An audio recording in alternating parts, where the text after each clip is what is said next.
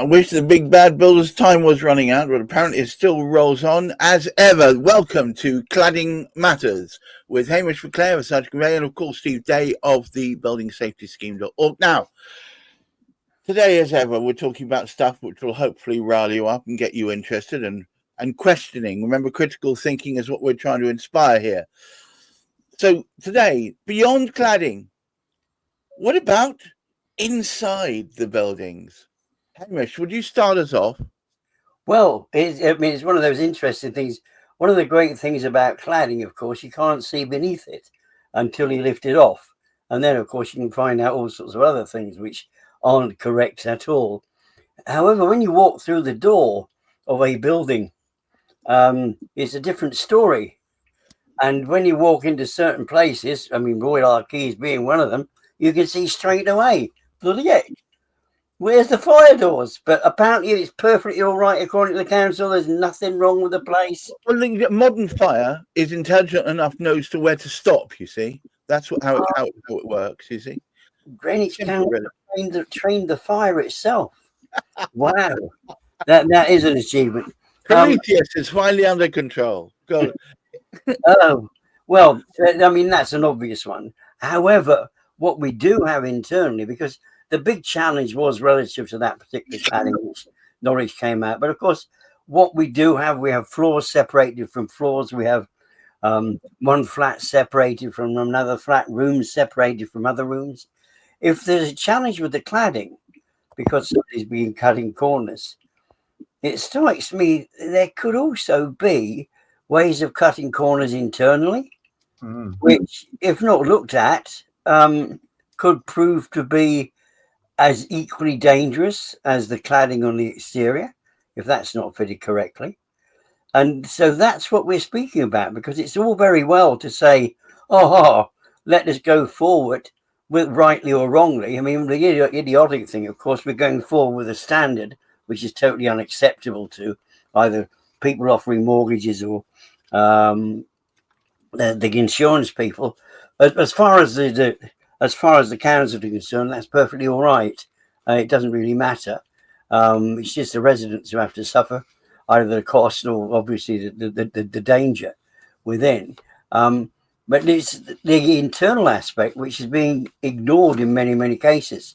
And certainly we know it's happening in Royal Artillery Quays. There's a good chance of it's happening in various other places too, because they're not taking it that far.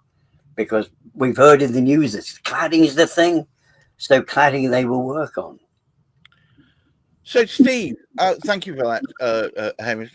So, Steve, is it the fact that when you take the cladding off and you look underneath, that's where you see all the dirty underskirts?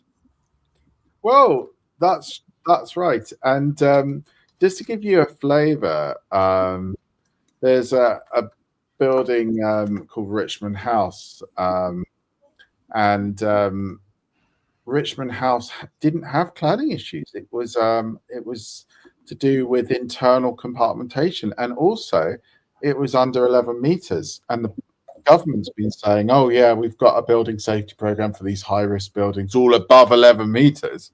Of course. But they don't want to look at the millions of buildings below 11 meters. Anyway, so this is what happened at Richmond House. So it's a place in southwest London called Worcester Park, and I know it well. Completely destroyed. 125 firefighters came to tackle the blaze back in the 9th of September 2019.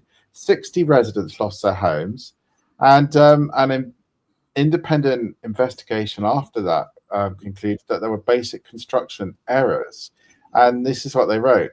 Property Inspector Gerard McLean says, in Richmond House, cavity barriers, that's these internal defects, were defective. They were too small to close the cavity, and they would have contributed nothing to the control of the fire. Based on the number of drawings that I have seen, the defects in the cavity barrier installations appear to be the result of errors. So you've got a building without all the cladding that's burned down to, I mean, I'm looking at a picture of it right now, and it's just burnt down, and 6 people lost their homes. And then another one to contrast it is our favourite master builder, Old Barrett.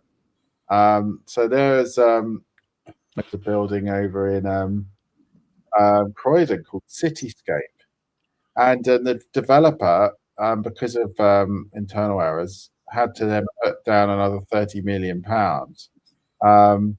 due to failures with the reinforced concrete frame. So again, this isn't a cladding issue. This is an internal structural issue, which is. So you've got two contrasting disasters there, and our council knows in our situation at Royal Artillery Quays that our internal defects haven't been signed off. Yet in their publicity, they give the impression that it has all been signed off and work is starting. And what's more, and this is hot off the press this week, the head of legal has written to one of the residents and have basically said there was no errors in the council's original position of no evidence of defects at the time of construction. I thought we produced accuracies. Steve, do we not have a plethora of evidence to show that's not the case? Yeah, from the council itself. I mean, if your own self says these are illegal buildings, then you've got to have a word with yourself, haven't you? Really, as an organisation. It does seem to be bizarre. Hamish, how long can such a position continue? Where, well, I don't know. We're in a post-truth world, aren't we? So the truth and evidence and experts no longer matter. But it almost seems sort of indefinite. I was thinking about this earlier in the week. There's daft things we think about, and it actually came to me: is it actually total stupidity, or is it just blatant lies? And it must be one or the other. I mean, is that being unfair? I'm not so sure, because we've all seen the evidence, and we were actually wanting to speak about standards and getting appropriate standards. Could it be just a grand mistake? It was just a mistake. They mistakenly didn't put plastic fixing in. They mistakenly put dot and dab and didn't put it in the right place. They mistakenly left on the panels. Could it be that? No, that's got nothing to do with it. I mean, whatever the heck anybody did, that's really got nothing to do with it. It's a statement of fact that if somebody sort of says, look, you've got a nail in your head, I can see the nail in your head. Right. And you say, well, there's no nail in my head. Don't be so stupid. It's the emperor that has no clothes all over again. Yeah, it's that particular sort of type of thing. But we do know that we do go through these exercises, and people actually blame it on Trump. It happened before Trump sort of arrived on the scene. But it was sort of notably him that came up with these sort of, I can't remember what the title was given about the whole sort of thing, that we can actually bring out news which is fake news. It's perfectly safe, well, apart from the defects, but they don't mention the second part of it. That's the big challenge. They mention just the first part only. However, nobody seems to want to change it. The government are accepting a standard. The councils are accepting a standard, which is actually leaving residents still in dangerous situation. They're carrying out remediation in places, and they're still having to put in these the watch facility to have these properties visually, if you like, somebody walking around physically. It's mindless, though. A waking watch is like the last bastion of giving up. It's like, we can't do anything about it. We'll just have someone walking around a bit. Yeah, but they've remediated it. The properties have been remediated, and they're still putting them back in again. And expecting the leaseholders to pay for them. And you have to remember that if Barratt had found defects in Cityscape for £30 million of extra work, then what will happen when the cladding is removed? So even the defects that are known about, there may be a plethora that aren't known about. And this is where it comes back to the same issue. How do we fund this?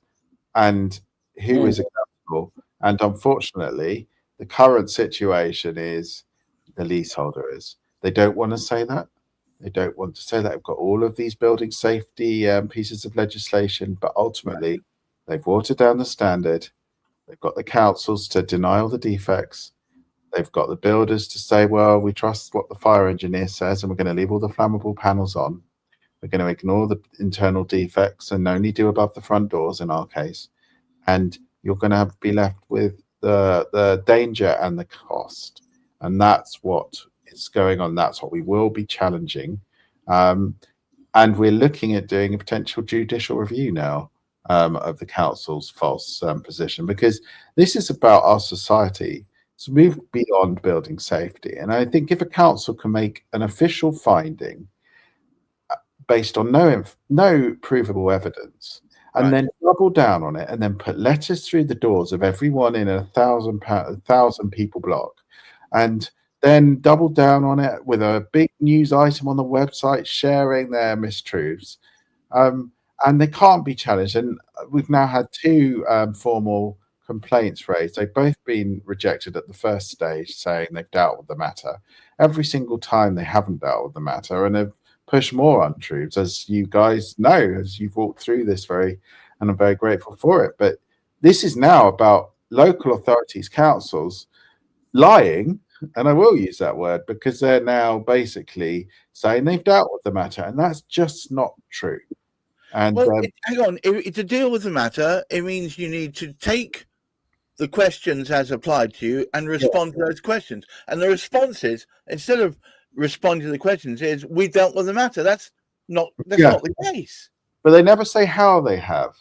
And Right. I thought the complaints process of a council would at least acknowledge that we're saying we aren't worried about how you've handled the situation. We just simply want this false position either justified or retracted. Please give us a justification if you're not prepared to retract it. What they've done every single time is not mention the core issue and then push something else out which doesn't address it, and then say they've dealt with it with that statement, and then refer to that statement every time. And of course, you know, I've been threatened with harassment allegations, which I am, because, you know, why should I be threatened with harassment allegations just for simply asking the council? And I didn't just deal with one councillor, I dealt with the leader of the opposition, leader of the council, sorry, Councillor Okereke. I dealt with the council. I think we did 3 videos that mentioned the council and not any individual. So I don't think it's right when you're fighting for justice, for building safety, post-Grenfell, to be threatened with criminal charges, frankly. And I applaud, I'm appalled by the council and implore the council to stop threatening individuals in the building safety crisis, and to jolly well retract the statement. And we will be judicially reviewing it if we can get that organised, and we'll be following that here on Cladding Matters, because I think local authorities should not be threatening members of the public with criminal sanctions for asking for untrue statements to be retracted on matters of serious building defects. Well, it's almost like the actions of a police state. Although we're not in one, those are the actions of one. You know, making sure that those who have information are quietened down. Hey, Michelle, are we living through a new order where we have to keep our thoughts to ourselves and never ever question the hoi polloi? I rather think so, because we have had this conversation in the past that who should councillors be representing? Should they be representing their residents and looking after the welfare of their residents? And we've seen it. It's not just Greenwich Council, there are other councils as well where we've had, but it does seem much more blatant with Greenwich Council, and we have they love doubling down. Oh, absolutely. No, I think the sad thing is we've sort of seen this, how there have been accusations that really, as far as the residents are concerned, they don't want councillors to represent the residents, because if you asked any of the residents of Royal Artillery Quays who their local councillor was, and had their councillor been in touch with them at all, since they've been instated best part of a year ago now, they won't have heard from their own councillor. No, they're just not interested. I don't think they even live within the district, do they, Steve? No, we're not in this particular ward, no, and it's very suspect. It just seems to me, how can you represent a ward that you don't seem to have any real interest in? Just to make this absolutely clear, because Steve's already said this, no single person is isolated out here and saying you're at fault or it's your fault or we're angry with you. We want the council to acknowledge something. Am I right? Yeah, we're all we're doing is they put out a statement that, based on all the available information, which was the majority of it, including from the council itself, that there is no evidence of any unlawful construction, basically letting the builder off the hook. And all we've asked over, I would say it's 4 months maybe now, he's asked them to justify that. We provided a reminder after a reminder. Multiple residents have written in of all the evidence, and they've never dealt with the matter, yet they've refused to retract it and then claim they've dealt with it after releasing false publicity that very scarily implies that Barratt's done nothing wrong and it's all to do with regulations changing. And of course, they put in a big statement saying we've misinterpreted them. Well, how can you misinterpret a position that says there's no evidence of anything wrong with your building? That's either very, very interpretable and correctly, I would add, or not.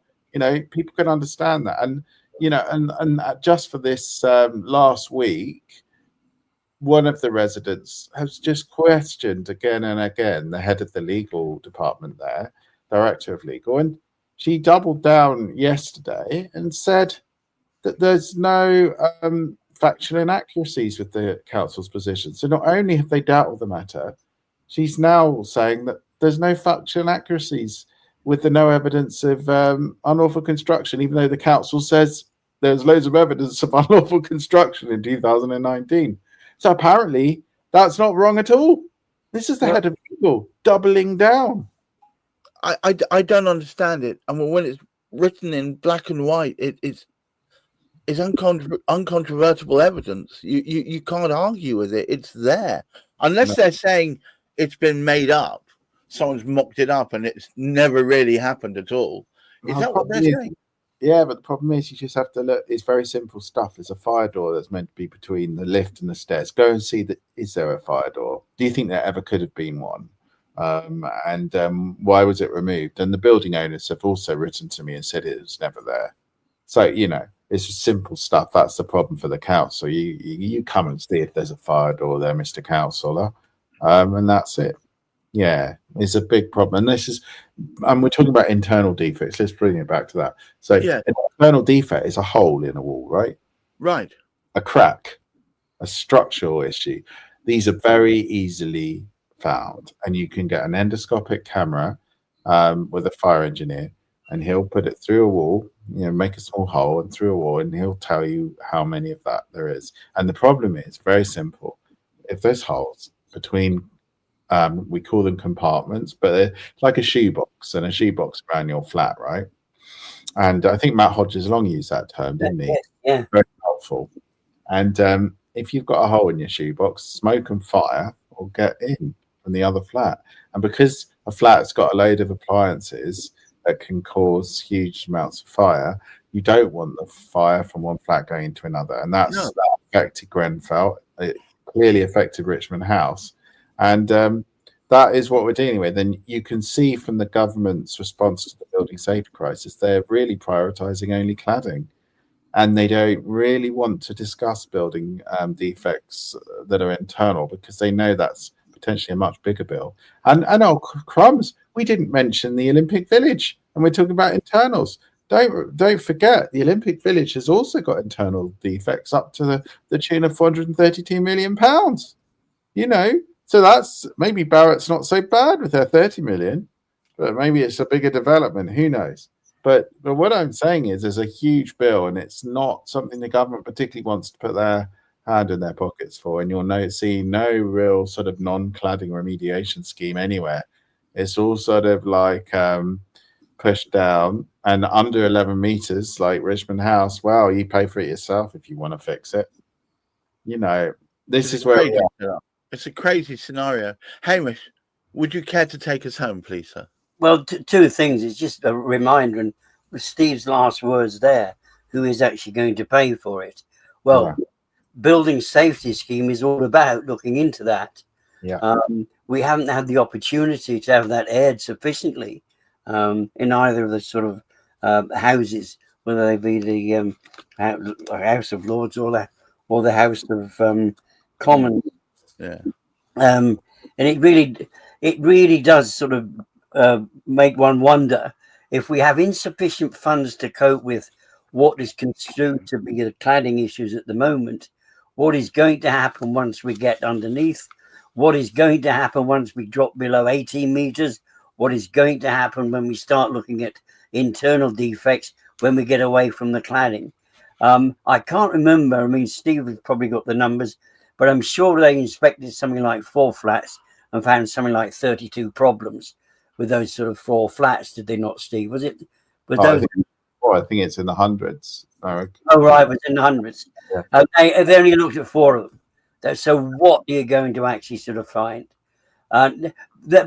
Ignoring those, it is really quite a serious thing. And the concern is, and I personally really feel for councillors who probably have been hoodwinked in agreeing with something that they don't know what they're agreeing to.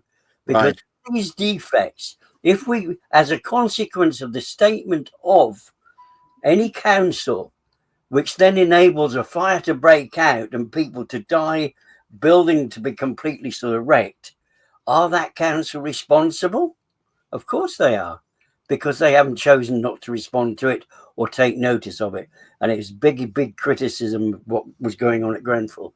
I would say that they would be joint and severally liable, Hamish, surely.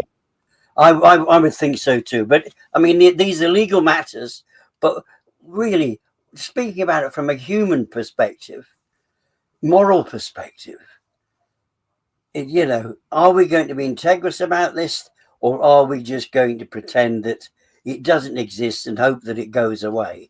It's not going to go away until you do something about it. And we really can't stop speaking about the exterior until that gets resolved. And if that ever happened, not 2050 seems not a good time to gauge it might be done by.